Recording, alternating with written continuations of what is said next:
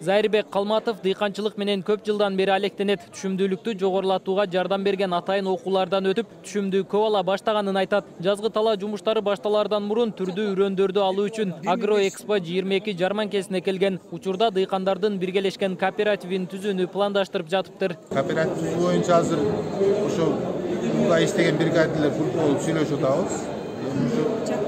Жакын арада бир айдын ичинде түзөбүз. Канча адам болуп калышы мүмкүн эми? 8-9 адам болот. Бирок мүчөлөр көп болот да. Элдердин немеси боюнча биригип иштеп, кооператив түзөлү деп ойлонуп атабыз. Ошону максат кылып атабыз. Кааласа түзөбүз. Агроэкспо 22 көргөзмөсүн Тест центр уюму уюштурган. Көргөзмө жарманкеси 2 күнгө созулат. Фермерлер өздөрү өндүргөн продукцияларды дыйкандарга сунуштап, коңшу өлкөлөрдөн да ишкерлер келишкен. Биз сатканын негизги максаты Ош, Жалал Абад жана Баткен облусунан келген дыйкандарды айыл чарбага кызмат көрсөткөн, айыл чарба каражаттарын саткан ишкерлер менен байланыштырып жана дыйкандарды жайкы жазгы талаа иштерге даярдоо көмөктөшүп эсептелет. Бул жарманкенин темасы быйылкы жылда айыл чарбада инновациялар жана жашыл экономикага арналган. Азыр конференцияда биз бир канча эксперттерди чакырганбыз. Кыргызстанда айыл чарба тармагы экономикада маанилүү орунду ээлейт. Мамлекет бул жылы айыл чарбаны колдоо максатында бир канча долбоорлорду иштеп чыккан. Андан сырткары дыйкан фермерлерге берилчү насыялардын үстөк пайызын 6%га чейин төмөндөткөн. Айыл чарбасына бир топ жакшы колдонуу болот. 26 миллиард сом акча бөлүнөт быйылкы жылда. Бул деген менин оюмча, былтыр жылы суунун тартыштыгын байкадыңыздар.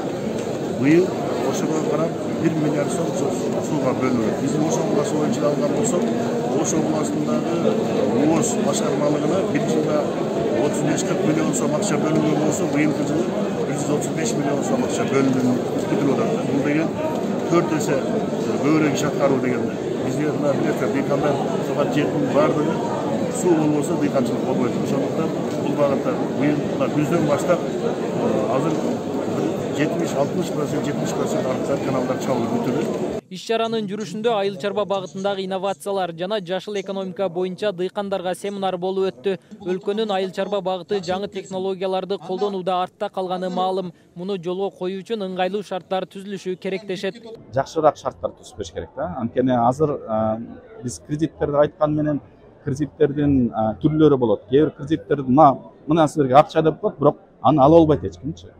Аякта күрөө маселеси бар, аякта жана очередь деген маселеси бар.